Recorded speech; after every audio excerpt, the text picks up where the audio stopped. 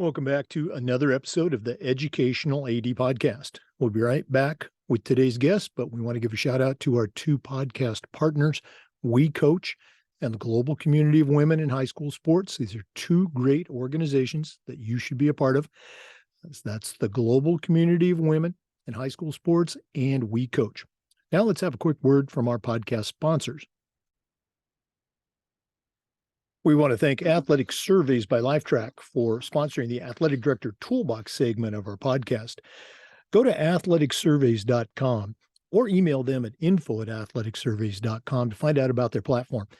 At our schools, we use surveys for just about everything, for coaches, for teachers, for kids, and for parents. And the information that came back was almost always positive, but surveys also allow that squeaky wheel parent to vent, and sometimes they'll share a small issue that you can address and keep it from turning into a big issue because you didn't know about it because you hadn't done a survey. Go to athleticsurveys.com and check out their variety of surveys along with their testimonials. If you've never used a survey to take the pulse of your parents or your student athletes, you're really missing out. Talk to the folks at Athletic Surveys by Lifetrack at athleticsurveys.com and let them help you take your athletic program from good to great. We also want to say thanks to Final Forms. Final Forms is the industry leader in forms and registration, but they are so much more than that. Final Forms can help your stakeholders with things like mobile accessibility. They've got reminders for parents about policies, about physicals, and all the forms that come when you have an athlete in the house. Final Forms can also help your coaches with things like attendance and communication with parents. And for athletic directors, Final Forms can help you with eligibility, with rosters, and all the reports that you need to do. It's time that you talk to a team that's walked in your shoes. To take the next steps, go to finalforms.com/Jake. That's finalforms.com/Jake and get started with Final Forms. We also want to say thanks to Huddle. Go to huddle.com. Huddle is how the world sees sports, and over 200,000 teams use Huddle to help their athletes perform better.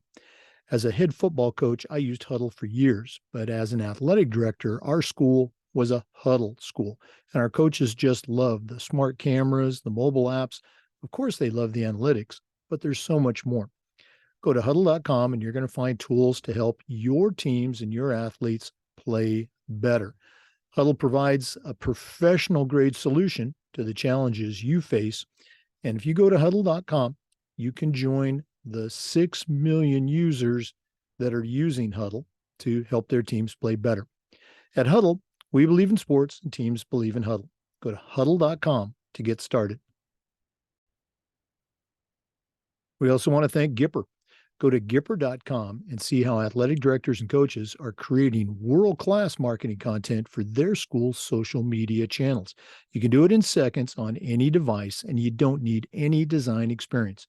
Use our podcast code ADPOD10 and get 10% off. That's Gipper.com. Create custom branded content for your school's social media channel. We also want to thank Snap Mobile for their support. Go to onsnap.com, that's onsnap.com, and check out their entire suite of apps designed to help you do your job better. Snap Raise is their fundraising platform. Our coaches use Snap Raise, and it was just fantastic. You can raise thousands of dollars, and they even have a program where you can get your money before you even start your fundraiser. Snap Spend is their money management platform. Snap Store allows you to order custom spirit gear and team gear for your program. Snap Connect is their multilingual family engagement platform. And Snap Manage will help you design an entire website.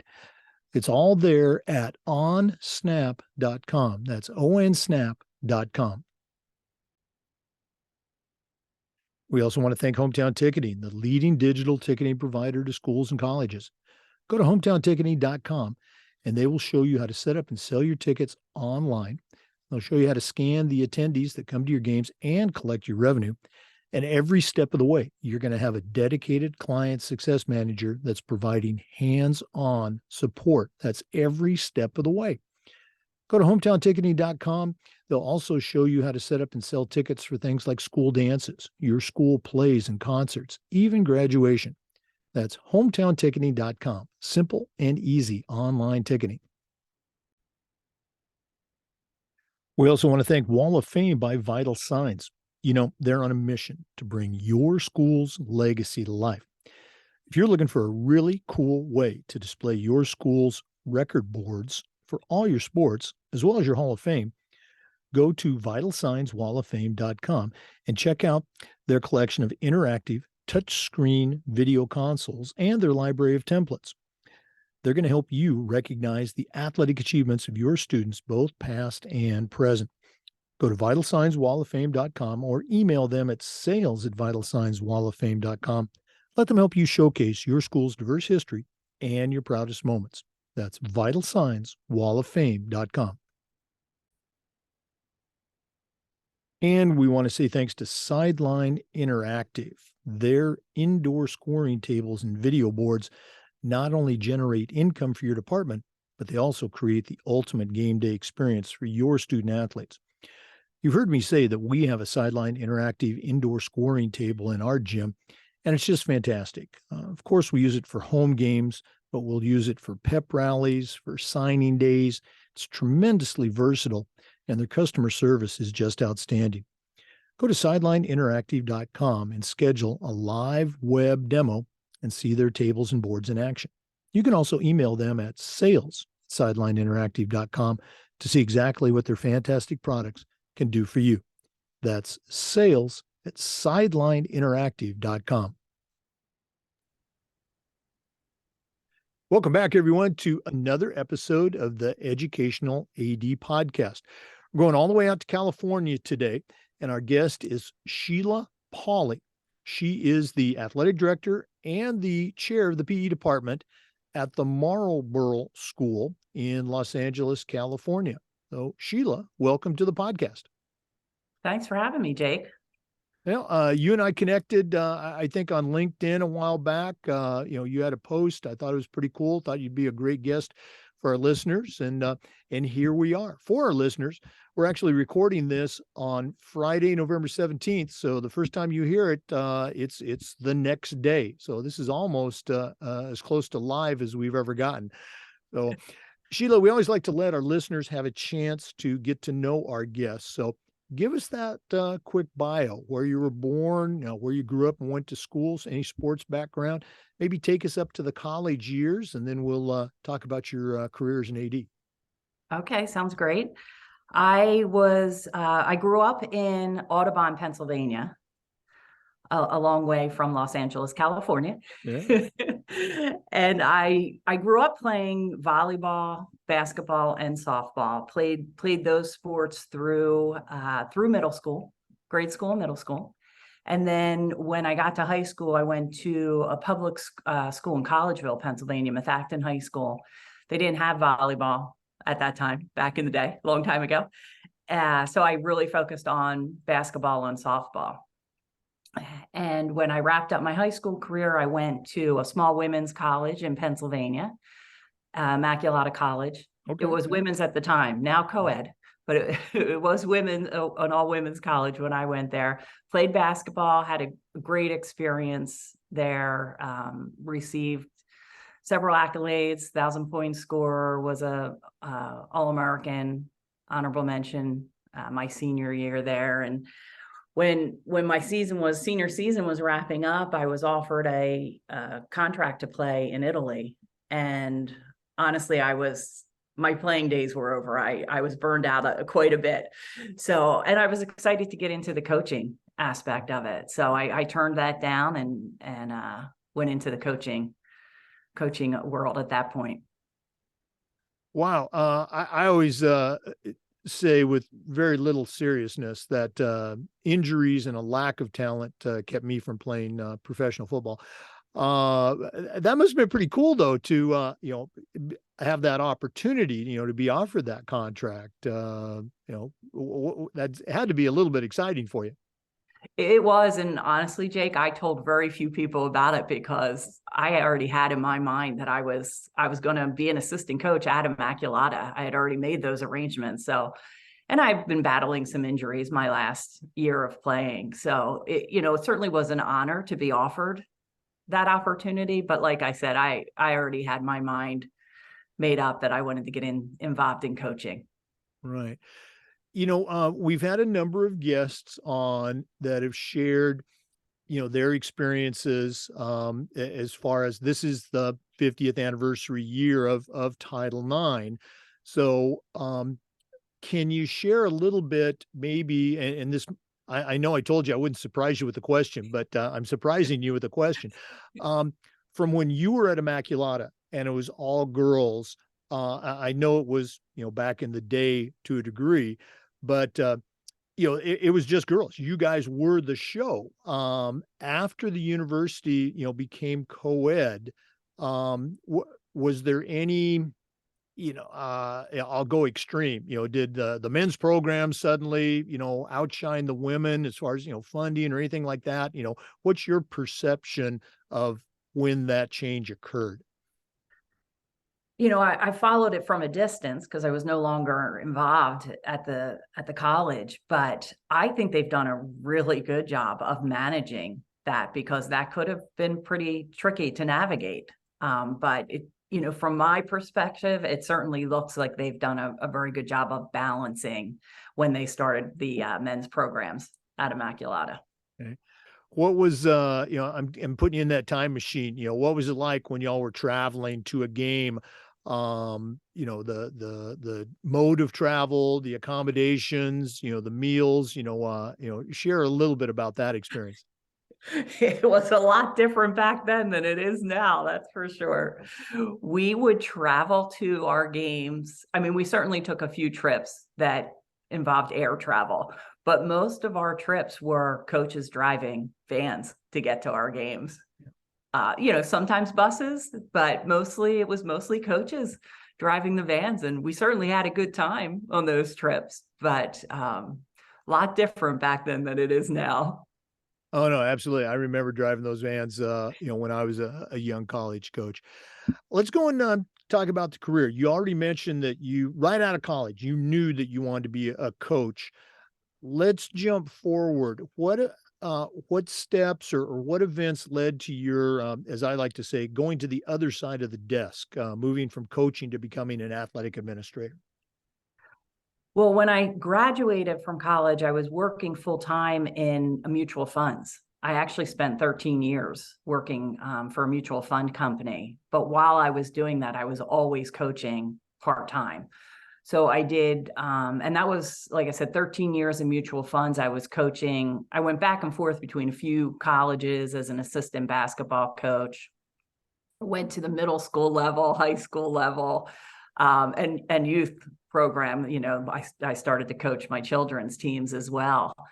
And then when I stepped away from the mutual fund company, I was coaching at an independent girls' school. And they asked me, I was coaching basketball and softball actually, and the athletic director left. And they asked me if I would consider applying for the position. So talked it over with the family and decided to throw my hat in the ring. And I did not get the position. Went through the interview process. It was a great experience, certainly a learning experience, but I was, I'd be lying if I said I wasn't disappointed when I didn't get the position, even though it was something I had never considered before being asked. So I stayed on as a coach the following year, and that athletic director that they had hired left after a year. So they then asked me to step in as the interim for a year.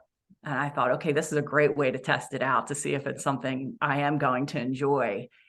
So I did that for a year and ended up applying for the job. And I'll be honest, about partway through that year, going through the interview process, dealing with some of the parents at the time, I thought twice. I thought about withdrawing from my application from the process, but I stuck with it. I, was offered the position, and then, spent a number of years at the school at Agnes Irwin, and it was just a great opportunity. And I'm so glad I did it. It was the first few years I coached and was athletic director. Right.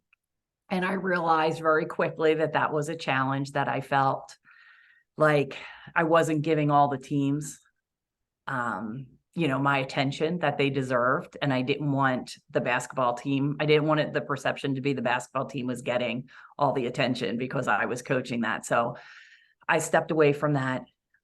My daughter was also on the team, so that was helpful to step away and not coach her anymore. So I don't remember how many years I spent at Agnes Irwin. And then I went to another girls' school in Philadelphia, the Springside School, which now has merged with Chestnut Hill Academy. So it's Springside Chestnut Hill Academy now, but it was all girls when I was there. I spent 4 years there as athletic director. And then Agnes Irwin at the time was building a new athletic facility. I had done the needs assessment when I was there previously, and they put the project on hold.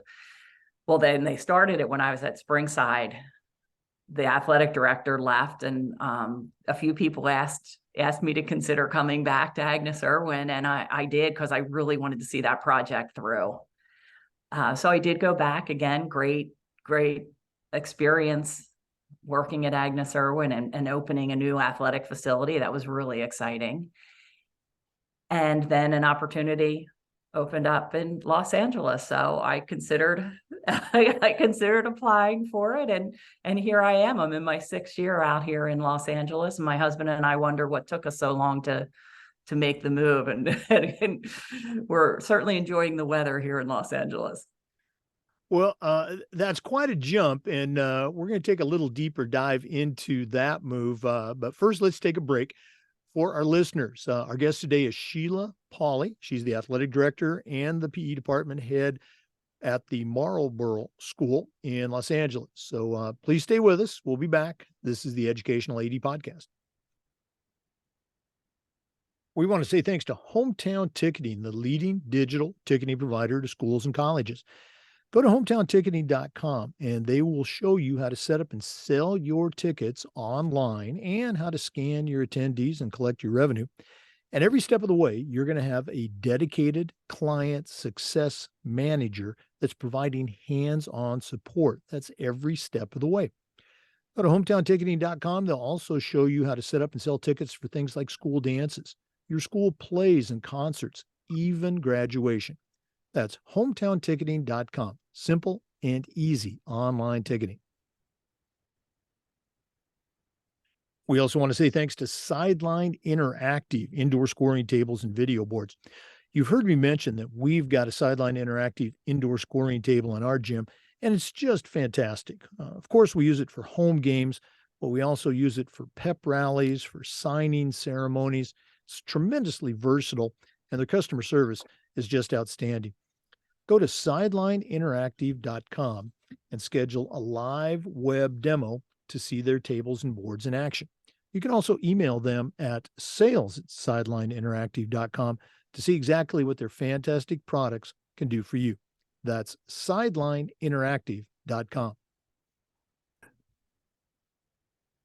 Welcome back, everyone, to our visit with Shelia Pauley. She's the athletic director at the Marlborough School in Los Angeles. Shelia, when we took our break, you had mentioned that, after, being born and growing up, going to school, everything in, Pennsylvania, you made the decision to move cross country to take the position at the Marlborough School. What about it, made you want to make that move? Because that's a big move. Yeah, Jake, it was a big move. Honestly, the head of the school at the time was one of my mentors. I had the opportunity to work for her in Philadelphia and was really excited about the opportunity to work for her again. So that was probably the main draw for me. And then when I visited and interviewed and saw the beautiful campus, met some of the students and student athletes, my entire career as an athletic director has been in girls' schools. And I just saw it as another great opportunity. And, my husband and I were at a point in our life where, our children were grown out of college. So we were in a position where we could consider making a move like this. Yeah, and that's just a perfect transition to our next segment where we ask you to share some more about your mentors. As you mentioned, none of us get to where we're at on our own. We've got those people helping us. The expression I use is, I still hear those voices in my head. So share some of the voices that you might still hear. Well, the first one is definitely my father's. He just had an incredible work ethic and was a great, both of my parents, great mentors. But his work ethic, I definitely got my work ethic from him, and wish he was still around for me to bounce some ideas off of him. But in addition to him, I would say every head of school I've had the opportunity to work for has just been a great mentor for me.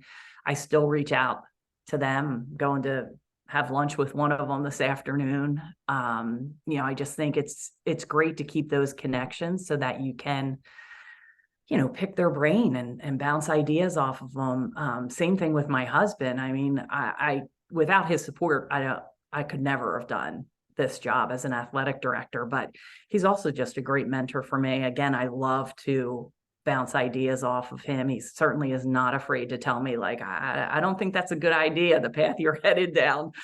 So certainly him. And like I said, the heads of school I've worked for at Agnes Irwin, Springside, we have a new head of school here at Marlborough, and getting to know her, and I'm sure she's going to be a great mentor for me as well as the other colleagues I've worked with in administration. I love to just keep those connections. And like I said, I'm really big on bouncing ideas off of my mentors and, current colleagues, former colleagues, just to get their thoughts on things.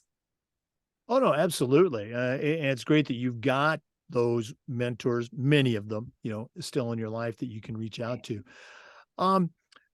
We are very close to the national conference, the NIAAA's conference in Nashville. You and I were talking during the break, and you're planning on attending. What are some of the things you're looking forward to? We have a lot of younger ADs that listen to the podcast, and if they can make their way to the conference, it's just can be so overwhelming. So, what are some of the things that you are looking forward to, or that you might recommend for, say, a younger AD or an older AD? I personally, I try to attend as many of the workshops as possible. And, a lot of times I think those are, I should say, I feel like a lot of times ADs don't sign up for those workshops because they think they already know that. Whatever the topic is, I don't know that. You need to go, because there's always good reminders and good takeaways. Like I said, I go to as many of them as I can. And any of the networking opportunities that the conference offers, I get so much out of those. Again, I just love talking to people and picking their brain about, how they handle different things, whether it's, workshops for captains or hiring coaches, coaching handbooks, things like that. I just love, whether you're going to a happy hour to pick other people's brains and meet other athletic directors that have the same struggles that I'm having.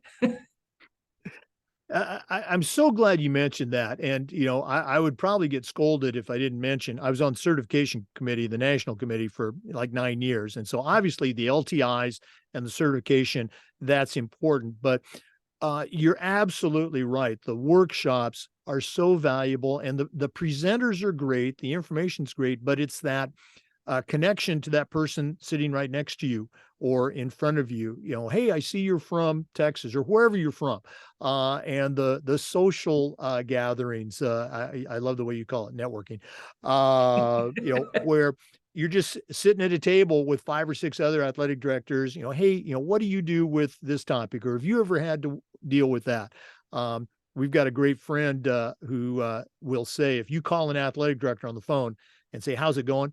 and if they say, "Oh, everything's great," they're lying, because there's always something going on. But very, very cool. We're going to do this later in the podcast, but Shelia, if one of our listeners wanted to reach out and pick your brain a little bit, find out more about how you do things at Marlborough, what's the best way that they can get a hold of you? They can email me at Shelia.Pauley at Marlborough. Okay. And Sheila's also on LinkedIn as well. Right. Our guest today is Shelia Pauley. She's the athletic director at the Marlborough School in Los Angeles, also the head of the PE department. We're going to take another quick break, but we'll be back with some more. Please stay with us. This is the Educational AD Podcast. We want to say thanks to the good folks at Snap Mobile. If you go to onsnap.com, that's onsnap.com, you can check out their entire suite of platforms designed to help you as an athletic director do your job easier. SnapRaise is their fundraising platform, and our coaches use SnapRaise with great success, and you can too. They even have an option where you can get your funding before you actually start your fundraiser. Snap Spend is their secure money management platform. Snap Store allows you to order custom spirit gear and team gear for everybody in your program. Snap Connect is their multilingual family engagement platform. And Snap Manage will help you design an entire website for your athletic department. You can find it all at onsnap.com. That's onsnap.com. We also want to say thanks to our good friends at Wall of Fame by Vital Signs. If you're looking for a really cool way to display your school's record boards for all your sports and programs, as well as your Hall of Fame, go to vitalsignswalloffame.com. Their collection of interactive touchscreen video consoles and their library of templates will help you recognize the athletic achievements of your students, both past and present. Go to vitalsignswalloffame.com and let them help you showcase your school's diverse history and your proudest moments. You can also email them at sales@vitalsignswalloffame.com to get started. That's vitalsignswalloffame.com. Welcome back, everyone, to the Educational AD Podcast. Our guest today is Shelia Pauley, and she's the athletic director at the Marlborough School in Los Angeles. Shelia, one of the things we try to do with this podcast is share best practices. So I'm going to put you on the spot a little bit. What are some things that you do at Marlborough? Maybe these are initiatives that have been in place for a long time, or maybe it's something that you help create. But what are some best practices you can share with our listeners? Yeah, there certainly aren't any that I've created. We've just tweaked a little bit along the way. The parent communication piece, I think, is so important. So we have all of our coaches at the beginning of the season, and I'm sure most athletic departments do have a preseason meeting once the team's selected with the parents to go over all the expectations, schedules, et cetera. One of the things that we learned through the pandemic, when everything was on Zoom, was that we don't necessarily need to do these meetings in person. And especially in Los Angeles, getting attendance in person was a challenge because of the traffic that everyone deals with. So we've started to offer them on Zoom, and much better attendance now that we're doing them. But it's, again, it's so important to have these parent meetings, and then we have the coaches follow it up with an email, because just like students, adults want communication in a variety of ways. So some might want it in person or on Zoom, and others might just want to read what those expectations are for the season. So we do have the coaches do it both ways. And again, we keep tweaking it every year, what we include in those meetings, when they're offered, et cetera. But that's definitely something that, we have found to be very helpful at Marlborough. Another thing I would mention is nothing different than any other school is doing, but just that constant communication with the faculty to help bridge that gap between the athletics and academic side. We make sure we're communicating every week with here's the upcoming schedule, here's their dismissal times, here's the roster, so they have access to all the information. again, we email every week. I don't know that they're reading it, but at least they have access to that information. And then we also tied into that communication when we get into postseason play. Almost every night I'm sending an email to them so they know who's still involved, what students they might be missing from class because they won tonight. Now they're going to, be headed out at noon for another game or tennis match the next day, whatever it is. So I think that constant communication with the faculty would be another best practice that I would mention. And then finally is the leadership development that we're trying to do for our team captains. I will say, I will take a little bit of credit for this. This was not something that was already in place, but we started to do some training ourselves with captains once they were named captains.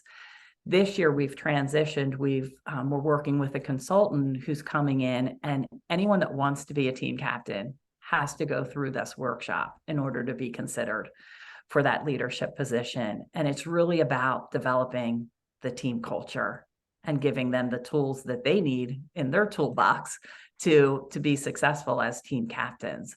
So I'm really excited that we've started this year. We had the coaches go through it in the summer.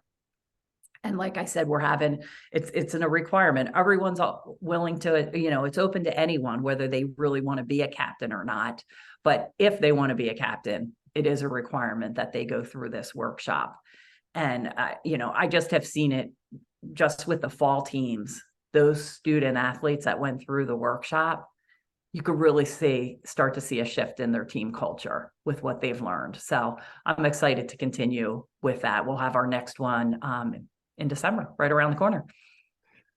Well, great ideas. And you mentioned a couple of times you would say, like everyone else does. Well, I think, everyone else, which you and I know it's not everyone, but everyone else, they use that because it is a best practice. And for the ones who are not using it, this hopefully is that gentle nudge to, hey, these are best practices. That's why we're sharing them. So very cool stuff. And again, the communication aspect, with your parents, those preseason meetings, communicating with the faculty, if you are listening to this and you're not doing that, okay, I'm going to tell you, you need to reach out to Shelia and find out how she does it. So let's do that one more time. Shelia, what's that email address so one of our listeners can get a hold of you? It's shelia.pauley@marlborough.org. Okay. Again, Shelia Pauley, the athletic director at Marlborough School in Los Angeles. We're going to take another break, but we're going to be coming back with some more. Please stay with us. This is the Educational AD Podcast. We want to say thanks to Gipper for their support of the podcast. Go to Gipper.com and see how athletic directors and coaches are creating world-class marketing content for their school social media channels. You can do it in seconds on any device, and you don't need any design experience. It's so easy, even I can do it. Go to Gipper.com, tell them you heard about it on the podcast, and use our podcast code ADPOD10, that's ADPOD10, and get 10% off. Start creating custom branded content for your school's social media channel. Go to Gipper.com. We also want to say thanks to Huddle. Go to Huddle.com. Huddle is how the world sees sports. Over 200,000 teams use Huddle to help their athletes play better. As a head football coach, I used Huddle for years. As an athletic director, our school was a Huddle school, and our coaches just loved the smart cameras, the mobile apps. Of course, they love the analytics, but there's so much more. Go to Huddle.com and you're going to find tools that will help your teams and your athletes play better. Huddle provides a professional grade solution to the challenges that you and your coaches face. And by going to Huddle.com, you can start the path of turning your school into a Huddle school.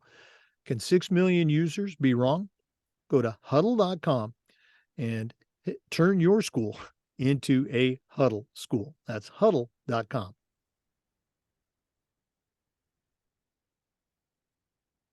Welcome back, everyone, to the Educational AD Podcast. Shelia, one of our newer talking points, which I actually stole from Jen Brooks and the Global Community of Women. We've been asking our guests, what's something that you have learned from, your working with student athletes or from your student athletes? Does anything stick out for you over the years? Something that, has really hit home for you? Sure.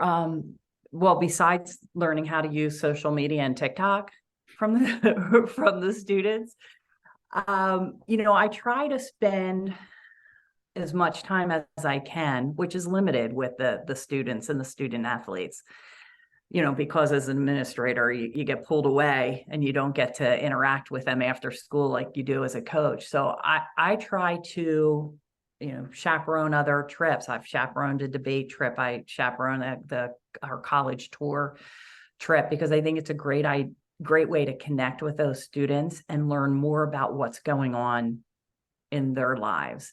And one of the things, and I don't think it's unique to an independent school, but these students want to do everything. They want to excel at everything. And I think it's our job as the adults in the community is to help guide them and support them as much as we can. And so I'm constantly asking the students like how they're balancing everything and what do they need more from the school to be able to support them in those avenues.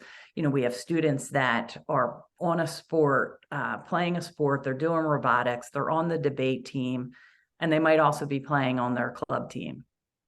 So like I said, I'm always asking, trying to pick their brains and what do you need from us as the adults in the community? How can we better support you? And it changes every year, the information I hear from them.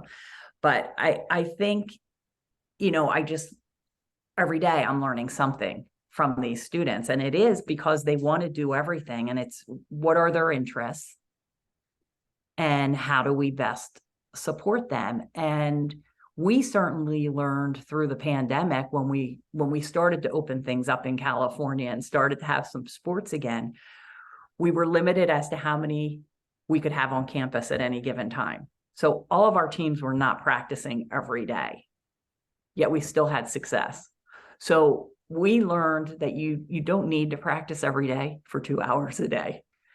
And when you have that, and then you're hearing from these students, everything that they have on their plates, we've been able to cut back a little bit on our practice time.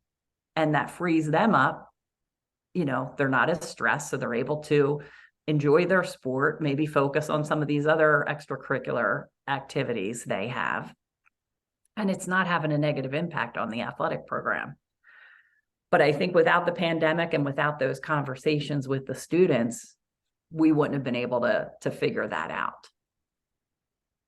Yeah, just a great example of those unintended consequences. And it was something as a football coach, we were a 2.5 hour practice team. That was just how we did things. And towards the end of my career, we cut back to our long days were 2 hours, and that was just 2 days a week, and some of that was classroom. But our teams played better, the kids were fresher, the coaches were fresher. It was becoming that old phrase, don't work harder, work smarter.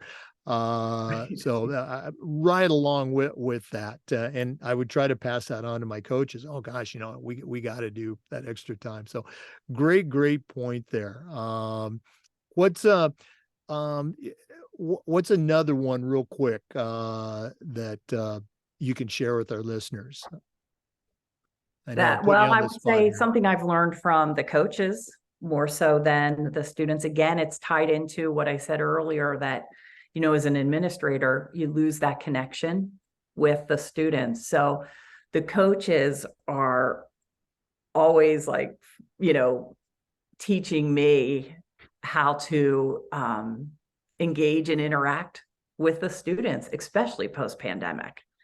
I guess we're still in it, but as we returned to school and returned to some normalcy, these students dealt with a lot and during the lockdown, and the coaches have been really helpful to me in just different ways that they've been able to engage with the students.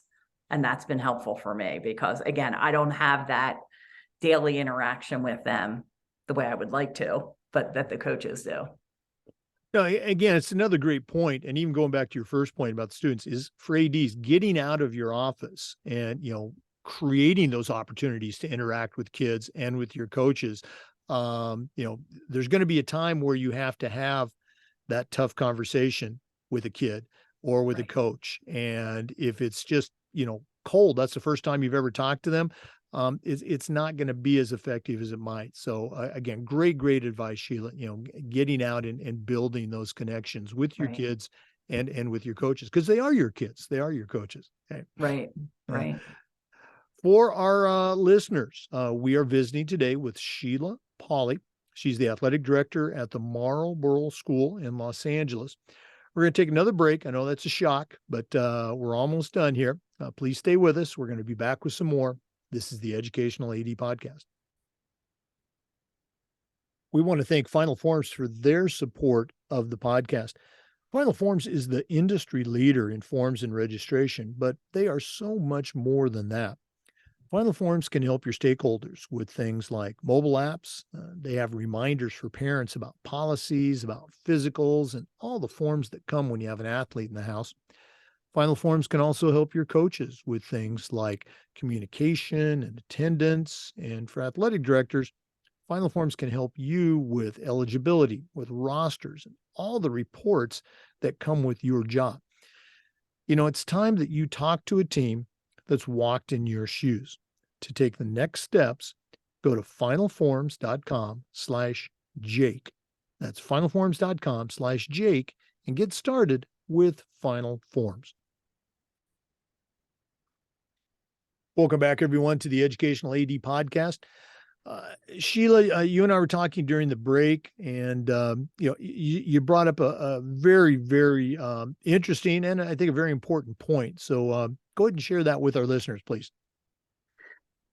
The landscape of high school sports has changed so much over the course of the years with specialization, all these club programs, AAU teams, and you don't see as many multi-sport athletes. And that's a challenge for us as athletic directors. And certainly at a small independent school, we have 530 students, 7th through 12th grade, and offer 12 sports. So we need to be able to field all of those teams. So try and navigate that that balance between the specialization, because they all think they need to do that in order to get that college scholarship. And again, the multi-sport athletes. So one of the things that we've had to do is, again, become a little bit more, our coaches have become more flexible with students missing some practices or leaving early so that they can get to their club soccer practice, but still play on our lacrosse or track team. So that's a tough one for us. I don't know what the answers are. I know a lot of athletic directors are battling this. We were fortunate last year at Marlborough that I think 64% of our student body played at least one sport, and 20% was a multi-sport athlete, which was an increase from the pre-pandemic. So I'm hoping that we can continue with that to grow that 20%. But I don't, it's conversations that I'm always having with the students that, you were on the basketball team last year. Why aren't you coming out this year? And it's that pool that they have, because they also do club volleyball. Well, how can we figure out to make both work? So, it's been a shift. It's been a mind shift, certainly for me, because it's like you make a commitment to a team, you're there every day.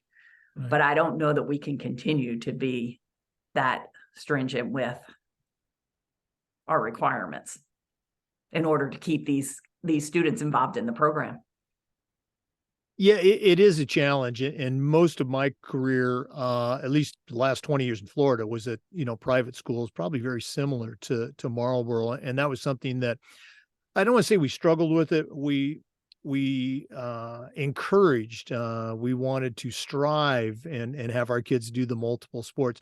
Doing two sports in the same season, that was a rarity for us, but it did happen. And again, you have to have those coaches on the same page. Right. We would do things. Are you doing anything to acknowledge those multi-sport athletes? At the end of the year for our sports awards programs, we would recognize the two sport athletes and we'd get them a little trinket. But for those that had done three sports, we got a sponsor for it, but we gave them these real nice warm-up jackets, had our school logo on it, had their name on it, three-sport athlete. There's a lot of different ways to do things, but are you guys doing anything to recognize those multi-sport athletes? Yes, Jake, we do. We do similar. We do gifts at the end of the year. We'll do a gift for a two-sport athlete, and then it's a step up if the gift is a step up if it's a three-sport athlete. We also if we just had I think it was 5 student athletes that did 2 sports during the fall season. So same thing this week when we did our athletic recognition, we gave those 5 a sweatshirt, Marlborough logo on it, and they'll be the only 5 walking around school with that sweatshirt on. So we do those little things to entice. And those things that work. I remember vividly kids coming up to me saying, "Hey, I want one of those jackets. I'm going to do, whatever that missing sport was. I'm going to wrestle or I'm going to play soccer next year, whatever they needed to get that third sport." Very cool. Right. This has been a lot of fun. Enjoyed hearing about your story and some of the things you do at Marlborough, but we're not done yet. We always wrap up with the Athletic Director's Toolbox, which is sponsored by Athletic Surveys. We're going to take a quick break and hear from Athletic Surveys, but when we come back, we're going to find out what Shelia Pauley is going to put into her new Athletic Director Toolbox. Please stay with us. We want to say thank you to Athletic Surveys by LifeTrack for sponsoring the Athletic Director Toolbox segment of the podcast. Athletic Surveys are a quick, easy, and affordable way for you to collect comprehensive data that allows you to evaluate and improve your entire athletic program. At my schools, we use surveys for just about everything, for teachers, for coaches, for kids, and for parents. And the information that would come back was almost always very positive. But the surveys also allowed that squeaky wheel parent to vent a little bit. And sometimes they'd share a small issue that you could address and keep it from turning into a big issue because you didn't know about it, because you hadn't done a survey. Go to athleticsurveys.com or email them at info@athleticsurveys.com to get started. If you've never used a survey to take the pulse of your parents or your student athletes, you're really missing out. Talk to the folks at Athletic Surveys by LifeTrack and let them help you take your athletic program from good to great. Well, it's that time of the podcast. We've been visiting today with Shelia Pauley, the athletic director at the Marlborough School in Los Angeles, California. Certainly knows a way around the world of athletics, but right now I'm going to challenge her to send out a brand new athletic director on their very first job, but I'm only going to let her put 3 things in the toolbox. Shelia, what 3 items are going to go into your athletic director toolbox? Jake, it's tough to narrow it down to 3. My number 1 will be to make sure you're building a strong team within your department. I'm not talking about the coaches. I'm talking about, if you're fortunate enough to have an administrative assistant, an assistant or an associate athletic director, building that strong team is just so important. And if you don't have the right people on that team, you have to make some difficult decisions, but it's only going to benefit you to make sure you have the right people on that team, on the bus, so to speak. And then along with that, you've got to take the time to build the right culture that you want within that team. And we're all so busy that sometimes we don't spend the time. I have done that. I have not taken the time to make sure you build a strong culture within the department. And it makes it frustrating in the long run. So it's definitely more beneficial to take the time from the get-go and build that culture within your department. I would say you got to make sure you have a work-life balance.